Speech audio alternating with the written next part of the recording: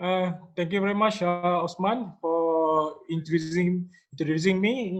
It's very lengthy biography of me that you mentioned there, and also it seems like a burden for me actually to share with you my thoughts and knowledge about the topic that we're going to cover for today.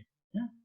So I think before I start, also I want to express my thankfulness to IRF for inviting me to give more or less like a lecture or even my talk to the audience. I know it's televised online on Facebook and also many other mediums, and hopefully my thoughts can be shared, and so we can also have kind of an exchange of ideas after this. So I think first of all, I just want to share my slide first. Okay, see. Okay, actually this is topic given to me by Datuk Farouk, asking me to talk something on this topic, which I think is a topic many people in Malaysia particularly and also abroad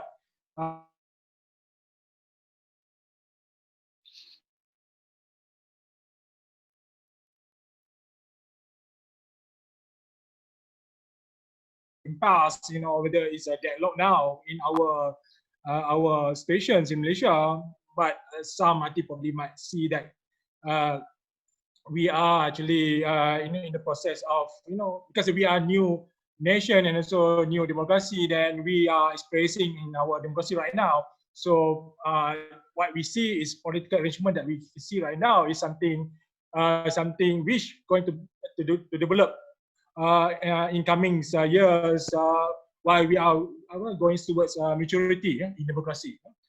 Okay. Let me share. Oh, sorry. Okay. What I try to discuss here in my talk, actually, I don't want to become too academics in my discussions, because probably it might confuse some viewers who are not from the field of political science. I try to mellow down.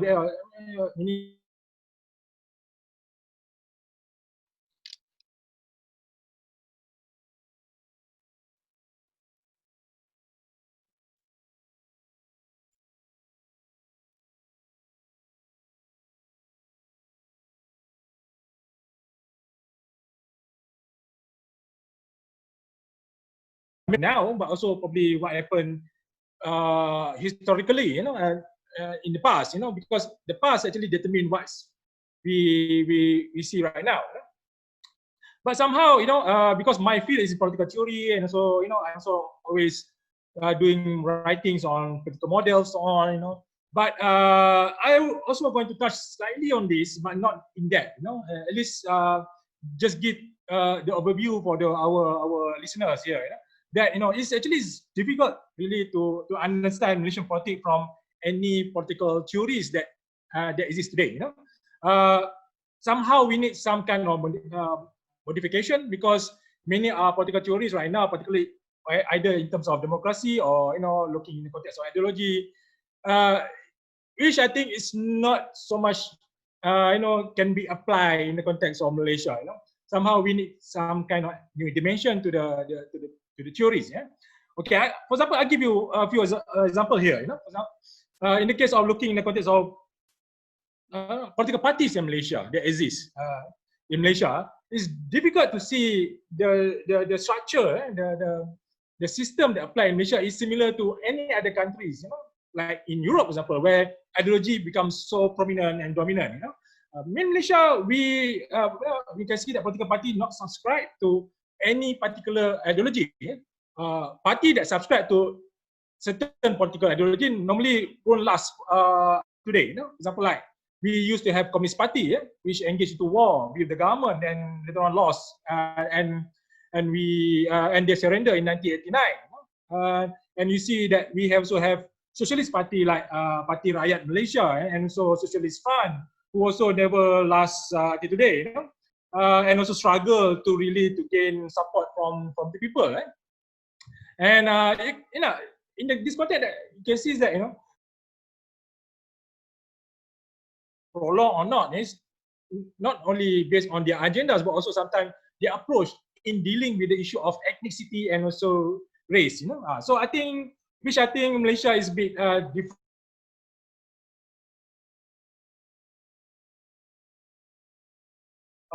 From the top until the grassroots actually very structured, and they also apply some kind of political culture in order to attract loyalty among the electorates and also supporters, through patronage system, for example. So I think you can see that there's some elements of different in terms of political party in Malaysia and also other countries.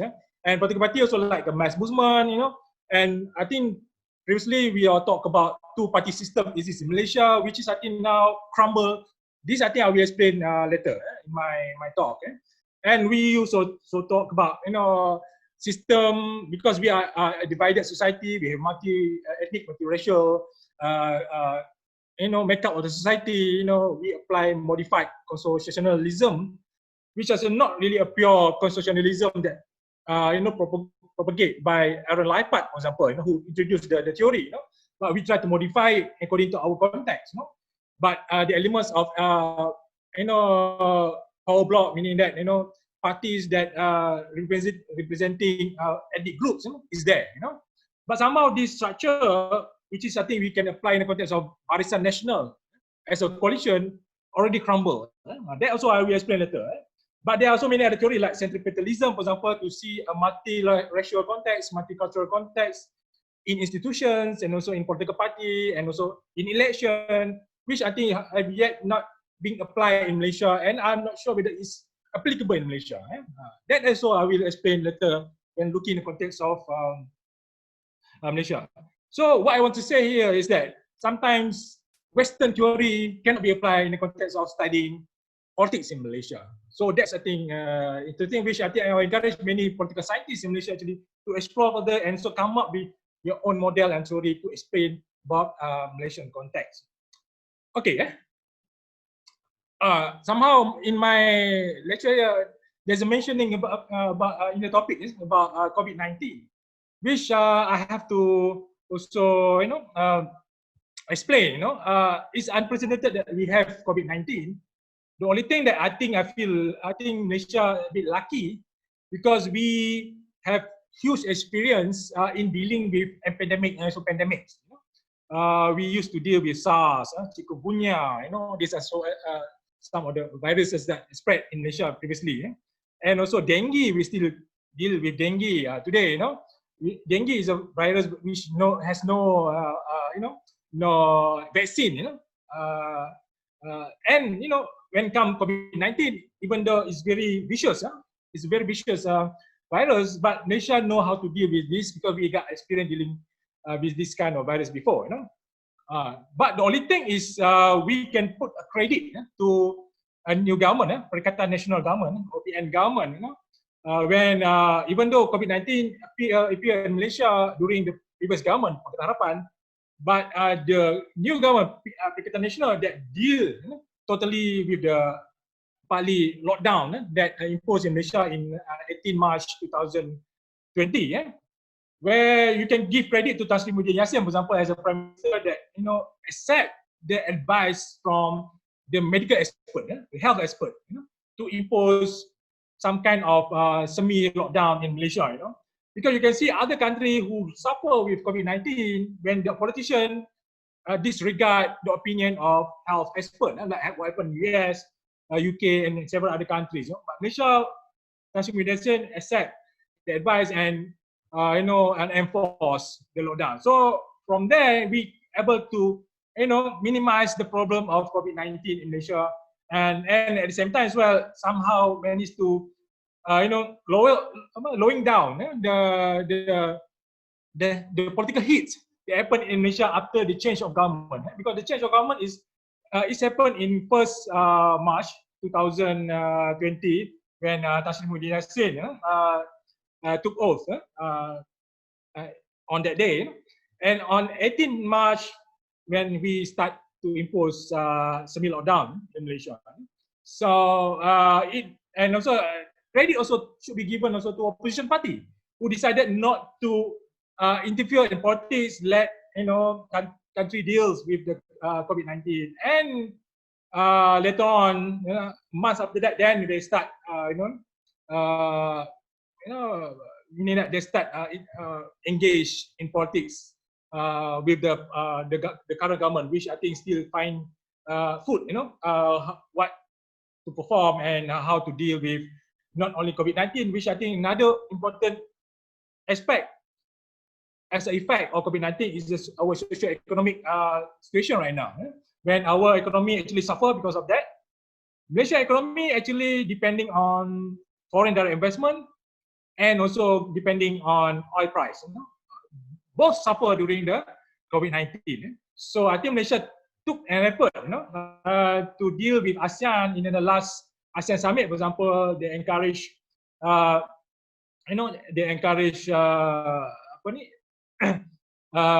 trade, among ASEAN country, particularly when it comes to the issue of food security, because we are importer of rice, for example, from Thailand and also particularly Vietnam.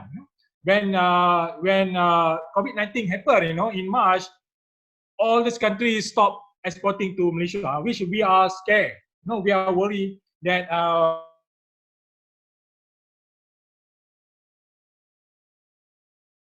to engage with ASEAN and somehow, able to, bring back to a normality, at least a kind of normality in trade when it comes to foods to Malaysia.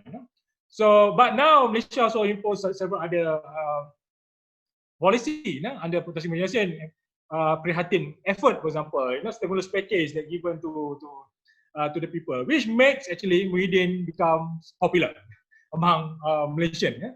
Even until today, in fact, he's more popular than his party probably, Bersatu, who facing a crisis. And yesterday, as we heard that Tun Dr. Mahathir, former chairman of Bersatu, plan to form a new party, which also I will explain later in my talk. So basically, COVID-19 is something, bring something bad to Malaysia, but somehow we able to this problem, even not fully effective, but at least managed to decrease any tragedy or catastrophe happen like what happen in other countries which are failed to deal significantly with this issue of virus COVID-19. But this, I think, is an effect which I think by next year, hopefully that this issue able to be settled. Hopefully with the discovery of vaccine. If not, I think we try our best. I think collaborate with World Health Organization and try to find the best mechanism to deal with this issue and make sure that we're able to avoid many people in Malaysia to become victim of this virus. Okay, now I want to move slightly to look on the main topic that we're going to cover for today. First, Malaysia's political impasse. Do you think that the current situation is because of what really happened just early this year, when you can see that change of government because of infighting within Pakatan Harapan's coalitions, or is something bigger happen and it's just a gradual development in the country that makes things happen like what we see today? Okay, in my view, this is probably my personal view, probably not subscribed by others, but my personal view, I think what really happened is because the society in Malaysia is changed. Why I can say that our society is changed? Actually, you have to trace on so many things that happened in the past that trigger the change in today's Malaysia. Okay, so at least just several things that I think that I think based on policy, which I think is so important that change not only the thinking of Malaysians, but also change the society as a whole. That trigger the bigger change in our political, situation and also political system. First, a new economic policy started in second Malaysia, second Malaysia, plan in 1971, which I think is, even though there's many criticism because of issue of leakages, for example, come with the policy, but the policy is very good because it's try to tackle in terms of equality in economic, situation, arranging the society, and also to abolish poverty, or eradicate, or minimize the poverty in Malaysia.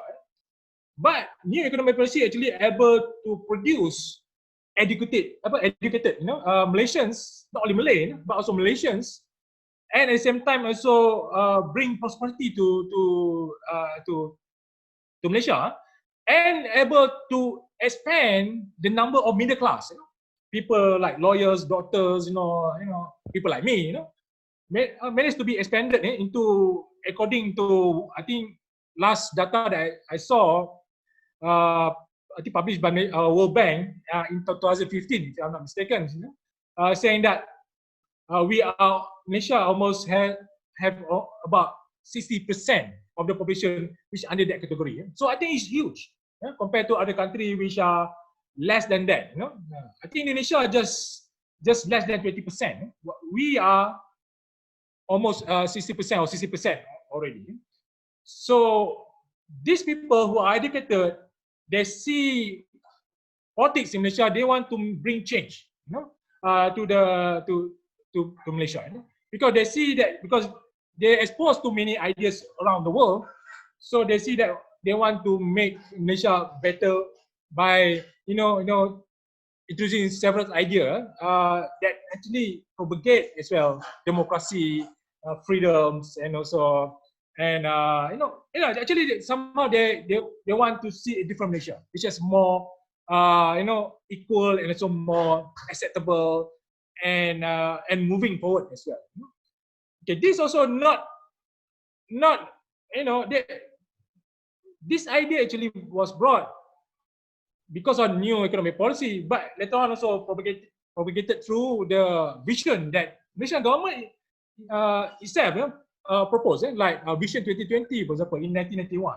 They actually propagate the idea. If you read all the principles or the pillars in the Vision 2020, you can see that it propagate the idea of more democratic Malaysia, more equal Malaysia, and also progress not only in economy but in socialism, in religion, and so on. So I think all these ideas come together, and Malaysian people buy the idea and also propagate for a better Malaysia. Another is like MSC Bill of Guarantees in 1996, 95 or 96, something like that. Produced by Mahathir when he was the fourth Prime Minister. This policy is still maintained until today. When we have free cyberspace, that actually ensure that there's no intervention of government meaning that online, even though we have policy, even though we have a law, for example, like Multimedia and Communication Act, example, but there's no restriction, meaning no restriction in any, for example, like political ideas or political discussion online, except for something like clearly against the law, which I think later on will be deal with the by the authority according to law that established in Malaysia, not only through Multimedia and Communication Act, but also through other acts as well, Sedition Act and so on. But at least this policy actually they produce citizen journalism, produce a lot of netizens which are very active online. Some might argue that they contribute to democratization in Malaysia, but yeah, some people argue that they bring more anarchy to Malaysia. But this is something that we can debate. But somehow this already changed Malaysia, make us more. Actually, it's helped as well opposition party when if we know that previously print media is so hostile toward opposition party. Pakatan Rakyat back then, even Barisan Alternatif before, but you can see that with the social media and online media, this medium can be used by opposition party to spread their ideas, and also somehow, that trigger the change of government happened in 2018 actually. Another is the incalculation of Islamic value, when you can see why Malaysia is very Malay Islamic centric right now. When UMNO and Impasse also, you can see now there's no clear differentiation. We cannot differentiate now these two parties because they are almost propagating the same idea. Actually, it's all come from the Islamization policy that established in early 1980s, which makes the policy continue today. Even during Pakatan Harapan period, they also propagate somehow similar, even though they mentioning about something new, like not really new, but it's something that they call it Rahmatan lil Alamin, meaning that meaning the prosperity shared to all others as well. But they also propagating almost similar, like what done by the previous government. So I think you can see that this policy already embedded into Malay society, Malay psyche, so on. Then I think they accept. So any political party that I think somehow divert from this kind of policy, then I think will be rejected by the Malay community. Okay, next is reformasi movement. This reformasi movement actually, even though seen as a supporting of Anwar, but actually is a more bigger movement that want to change Malaysia to become more democratic. So this process I think prolonged until today. You can see that the ideas still there. It started because of the society want to have change. In terms of changing the system in Malaysia. So based on what I mentioned here, you can see there's an expansion of middle class, citizenship there, but at the same time, so you can see there's a urban and rural divide. So urban is more central into their thinking and more reform centric, and also look on the based on needs. But in the rural seems that they are more right. Thinking about ethnic and race-based policy agenda.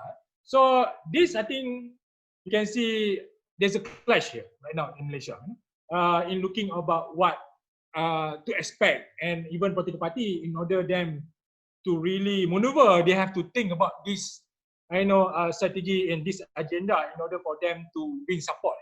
So I don't know how this issue can be harmonized, but if you can see that this is also similar happen to other countries like Thailand, between red and yellow shirts. This is also issue that being discussed in Thailand. Okay, now we look into the immediate political impasse. Whether we are now moving towards a deadlock in the political system. So on. Okay, what happened today also contributed by the result of GE15. I think we need to look back of the result of GE15. Probably many of you already know, but probably you also miss in looking on the data, because they actually determine why Pakatan Harapan cannot sustain. They are only able to be a government for only 22 months. Then suddenly they crumble. I want to show you just some data. This is the result of the last general election. In terms of first, in terms of seat, I think you can see there the number of the seat. Pakatan plus Warisan 131, BN 79. GS is Gagasan Sejahtera, actually led by PAS. It's a third force, led by PAS. So you can see the number of popular vote there, and please see the percentage. So Pakatan Harapan only got 48% plus, BN 33% and 60%. Based on popular vote, actually, you can see that actually Pakatan didn't get, didn't get the majority, like what Pakatan Rakyat had in GE13 in 2013. So actually Pakatan Rakyat is actually more acceptable, more stronger, and got more support, popular support from the people rather than Pakatan Harapan. And if you combine Barisan Nasional and so Gagasan Rakyat, actually they also can form the government already. But of course, if you look in the context of percentage, but of course, numbers seats doesn't reflect the percentage. So, the marriage of convenience under Pakatan Harapan makes them, because they also never expect to win in election, and suddenly they won election.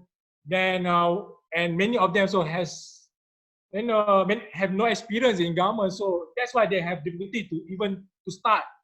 It takes months, for them to form a cabinet, members, then to form a policy, so on. But they have many agendas under their manifesto. When they want to propagate lots of reform, which I think sometimes also unrealistic to apply, but they did apply a few others, which they're able to apply within 22 months. For example, they abolished GST, reintroduce SST, some of the policy that they're able to bring. But what I want to say here is that they have no public support. Okay, look on the other data. This is data in terms of performance of political party during the GE15. Okay, first I think could you look at the PKR, the Keadilan Party. They won 2,000 votes, 2 million votes, with only 16.94% of the votes totally. And they managed to win 47 seats. Okay, this Pakatan Harapan. Please look on PAS. They almost equal to, PKR, 2 million plus vote, 32,000 votes, with 16.82%, but they managed only to win 18 seats. So I know there's a reform proposed by Pakatan Harapan to change the system, electoral system, from first past the post that we practice today to proportional representation. That probably we plan to apply in Malaysia. I think if this apply, meaning PAS can win more seats in the parliament rather than the number of seats that they want now in Malaysia. So okay, with the combination of two, actually, PAS, UMNO, that's why, and also with the number of Malay vote, that they got. Okay, another thing that I want to show you, just go in the previous slide. Okay, Malay vote split, but PH, Pakatan Harapan only got 25 to 30% vote. So probably 70% of the vote of Malay goes to either PAS or Barisan Nasional. So that's why when Pakatan government took over, there's a concern among Malay. What kind of government that going to, what kind of policy, either policy is favor to them or not, There are so many concerns and so many debates on issue, in fact, almost all each topic, or reform will be associated with issue of race during 22 months of Pakatan's government's Pakatan Harapan's government. So, in that way, you can see that why you can see the rejection of Malay to the Pakatan Harapan. That makes the Pakatan Harapan's governments become weak. Then later on collapse.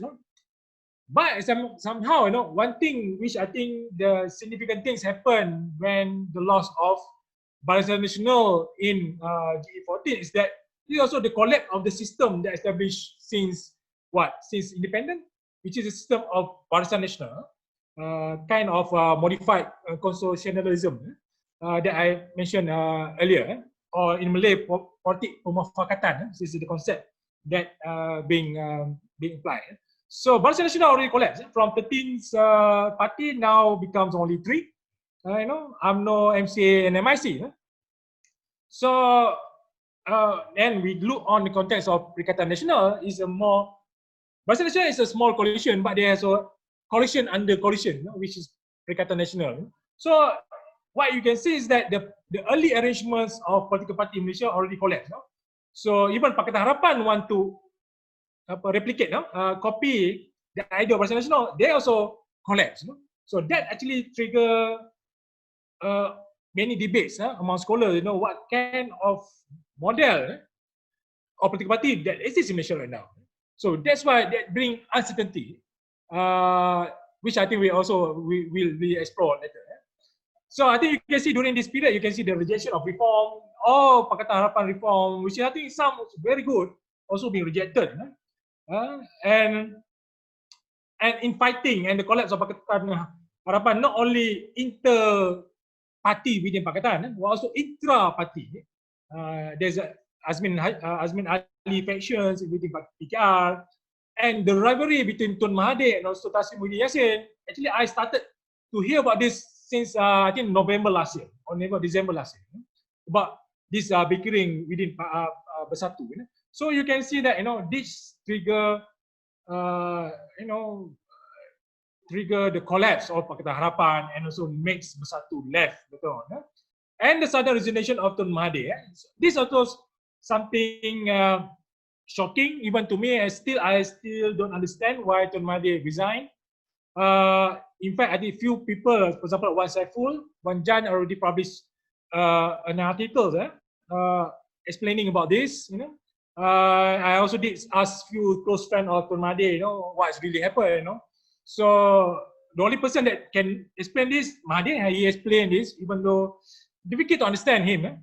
Somebody who very experienced as a prime minister, as easily can design, which bring the collapse of Pakatan Harapan, and now lost power and you want to come back, make a third comeback into government. So I think it's something very weird, awkward happen something in Malaysia. I think later on probably we will know what's really trigger the decision of Tun Mahathir to resign. But actually, if he decided not to resign, I think probably until today Pakatan Harapan is still in government. There's no Perikatan Nasional Government. Okay, next is a two-coalition system is non-existent at all. We always talk about the best system to bring stability in democracy must be a two-coalition system or even two-party system. But in Malaysia, when we have two coalition system which are strong, Barisan Nasional and Pakatan Harapan, then suddenly when Barisan Nasional lost, and it bring the collapse actually of Barisan Nasional. And Pakatan Harapan tried to copy the model of Barisan Nasional, later also collapsed because one of their partners left. So now we live with, we're not sure yet. Perikatan Nasional is not really a fully officially formed coalition. It's just they collaborate together just to form a government. They will last longer.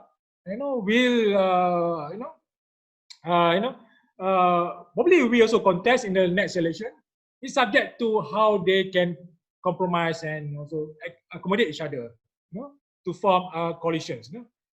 Pakatan Harapan, I think, under Anwar Ibrahim leadership, Amanah and also, DAP probably I think we follow Anwar. But somehow they also have close relation with Tun Mahathir. But Tun Mahathir is going to form a third force, which I think I will discuss later. Okay, just to move a bit, Okay, this is a question that I've been asked so many times. Is General GE15 around the corner? My answer straight away, no. Because there are many things happen lately, which I don't think it will happen very soon.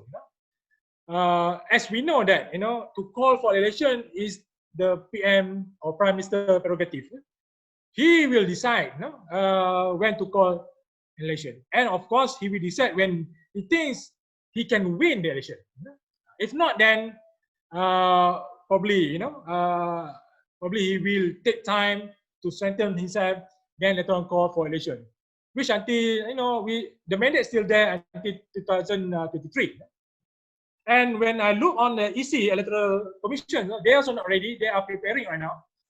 In fact, at the same time, so they have to prepare for Slim by election and also Sabah state election, which I think very soon this year as well. So I think their job to prepare for general election being distracted with these two election. So I think they need time to prepare themselves. And COVID-19 still there. We hope that we not to come to the second or third wave. But somehow we cannot eradicate totally yet. COVID-19, which I think still need to consider and to prepare for this. Which I think also makes us think that probably next year is best if we want to have elections when hopefully COVID-19 becomes less as problematic for Malaysian society to deal. And economic difficulty, as we know that soon Malaysian government also will table in the parliament the budget, and so we also still have the economic difficulties. We depending so much in our domestic investment, to generate our economy, because less now our engagement with foreign partner, everything because of uncertainty also abroad, also issue COVID-19 that they deal as well. So makes them I think it's best for government now to focus on dealing with economic first rather than to think of about to have an elections. And when it comes to political party preparations, I observe almost all political party and they also deal with same issue. Mostly they are thinking about finance in terms of their finance, their funding financially, whether they enough funding for elections. They also try to strengthen their missionaries. Some party struggle, to have enough missionaries, to support the missionaries for the elections. So meaning that they probably want more time to prepare for that. Candidacy, I think they have yet to decide. As we know that UMNO and Impasse now in communications, meetings to finalize their candidates for election, but where to put Bersatu, members and also supporters as well, how in terms of candidacy for the Bersatu party, how the arrangement with Mufakat Nationals. So I think all this arrangement need to be going through first. Once they're ready, I think that we can call for the election. Okay, PN can rule Malaysia as long as they want until they think that they can win the general election. I think if they think, Perikatan Nasional knows that they can win the elections. But the only thing is the concern is that how the arrangement that they're going to form. Because now there are many debates within the party, particularly UMNO, who somehow reject Bersatu, cannot accept Bersatu, but some can accommodate, because there are two factions now in UMNO, one want to leave, Perikatan Nasional to form, coalition only with Mufakat Nasional, but Mufakat Nasional also alone cannot win election. They need a bigger partner. So, but some in UMNO wants to collaborate, with Bersatu and also other groups in order to make more stronger Perikatan Nasional, to have a stronger mandates. So this is, I think, dilemma, also debates going on now. If they're able to compromise, then I think they can have a strong coalition to win the elections. Okay, just to fasten a bit, what would happen in GE15? This is probably based on my observations.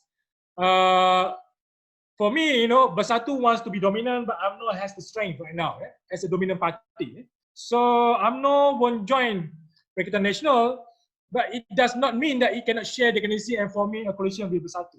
Is that the only way to win the general election? I think they have become more and more rational after this. If they think that by having a more coalitions partner is better, I think they will do that in order for win to secure more seat and win the next election.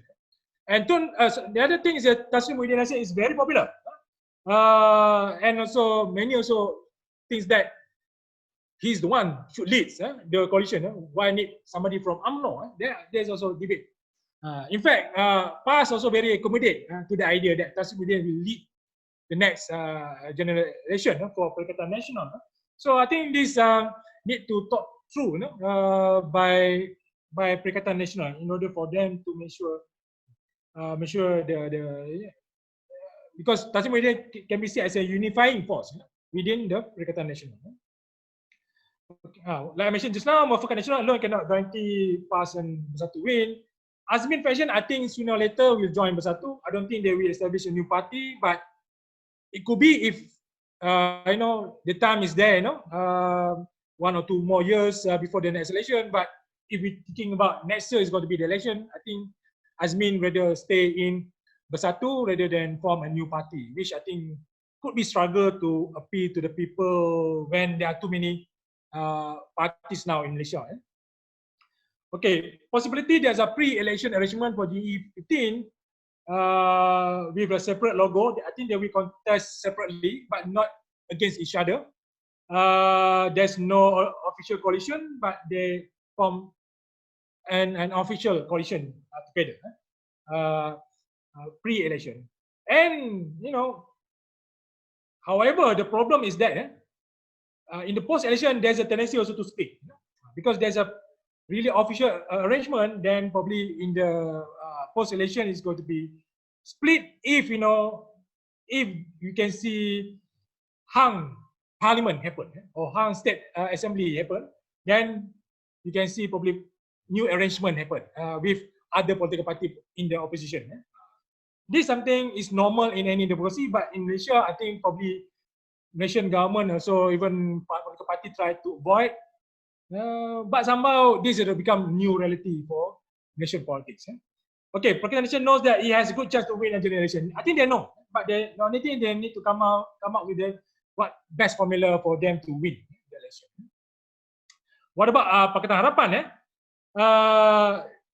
I think they will find a way to collaborate PKR, DAP, and Amanah because they have long history together. I don't think they will take different stands, distance themselves, I think they will collaborate together. Probably they will contest a different logo, not using Pakatan Harapan logo, different logo, but not against each other. But they know that the non-Malay, the urbanites actually supporting that.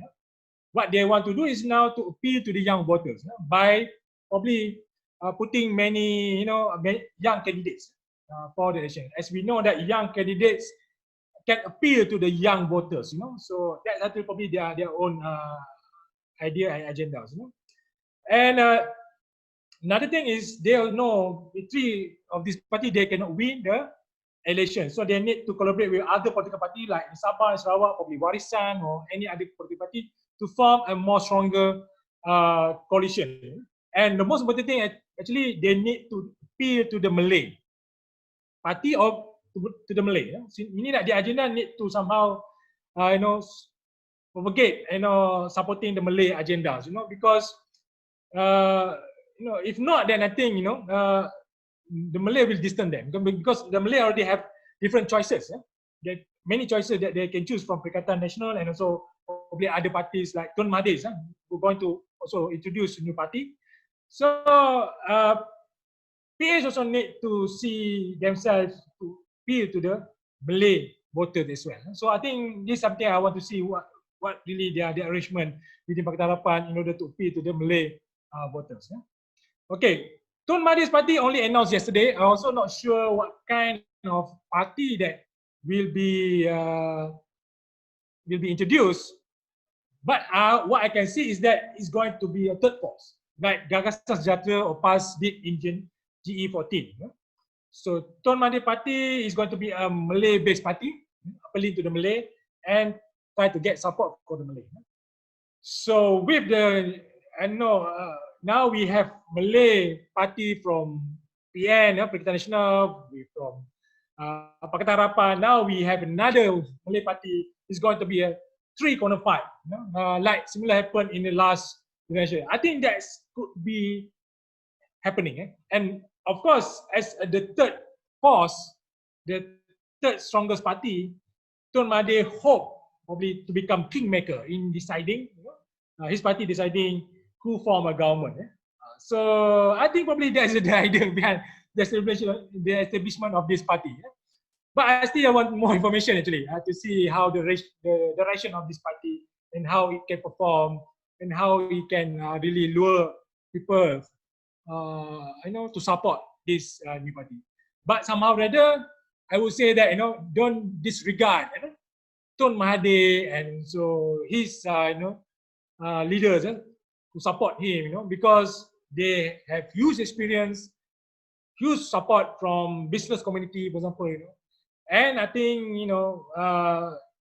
and Tun Mahathir as a seasonal leaders have many strategies to really penetrate into the political system and also make himself win in those situations. So that's why I think very interesting to observe what this party will bring to the Malaysian people when it comes to GE15. Okay, in conclusion is that new norms come with a new reality. What happened now is that even though we can see that the government has a small majority, but what we, for example, like me, who study international relations, I observe many things happen in other countries. They can last for quite some time, with the small majority. In fact, Belgium also, for example, one of the country, when you see there's no government for quite some time, later on, then they have government, in fact. But with the small majority, they have enough majority allowed by the constitution, allowed by the system, then I think they can continue to use that mandate with a small majority to really rule the countries, according to what they plan. Okay, the only thing is there's no major national policy yet, like what others government like Barisan Nasional with transformation plan before during Najib Tun Razak period. Under Pakatan Harapan, they have shared prosperity visions, but Pakatan Nasional so far they don't have a national policy, which I think now is best time for them to construct a new policy so people can evaluate their performance as a government later on. And all political factions try to strengthen themselves in preparing for generation, try to avoid making blunders which make people angry, against them, and the most prepared party with the excellent strategy will win the election. That's my point of view. Political dynamics during the election will determine who will win the election. The fluidity of political dynamics in Malaysia make it difficult to predict who will win the elections. For political party, they have to dominate the political dynamics. So this, I think, normally will be determined during the elections. Normally, it's earlier than that, but the only thing is because now we can see the political arrangement within political party also very uncertain. It can shift quickly, it can change quickly, so makes the dynamic also very fluid.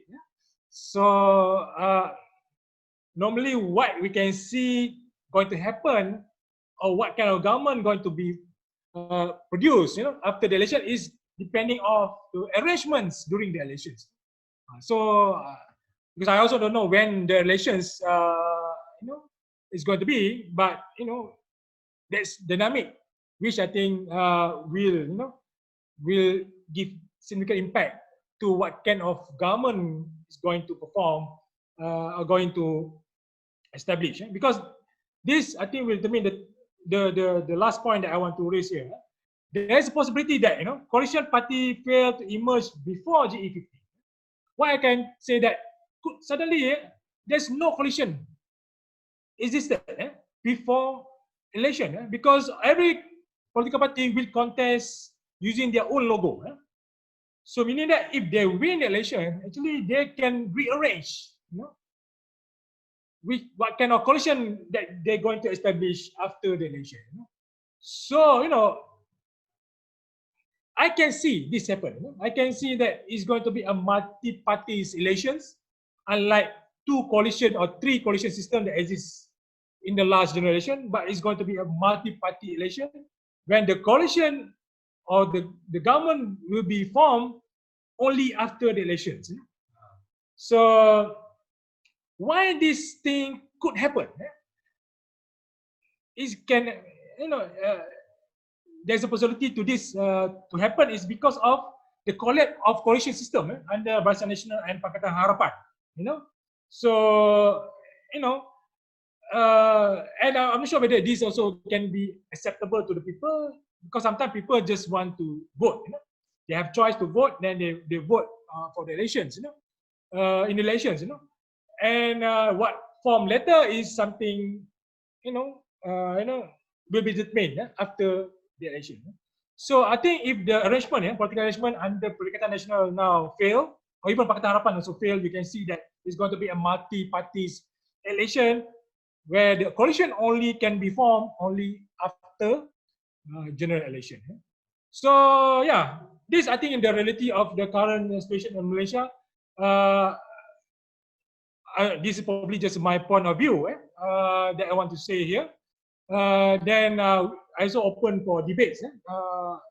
Probably you have different point of view. Then for me as a political scientist, I think it's very interesting now to observe and also to understand. And one thing which is I think want to highlight as well. The last point I want to highlight is that whatever happened in Malaysia, even though we can see uncertainty in the government, whatever, in the parliaments, but Malaysia is still stable. That's I think very unique. I think if this happen in other countries, there's instability going to happen. Probably, fighting, probably engage in armed struggle, among ethnic community in other countries. But in Malaysia, no. This I think is very unique. And also difficult to explain with many political theories that existed today, which I think require us political scientists and many others who are interested on this topic to explore and study further in order to understand why this thing happened and to see and to project what's happened in the future. So by that, I think I want to end my presentation. I give back to you, Osman, and hopefully we can have a fruitful Q&A after this. Thank you very much.